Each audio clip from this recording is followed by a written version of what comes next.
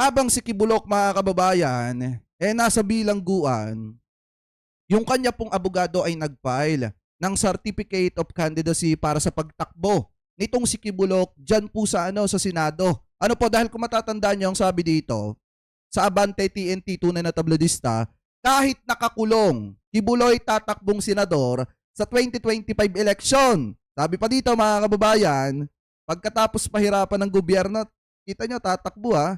Eto, sabi dito, tatakbo bilang senador si Kingdom of Jesus Christ kay OGC founder Apollo Kibuloy sa 2025 midterm election.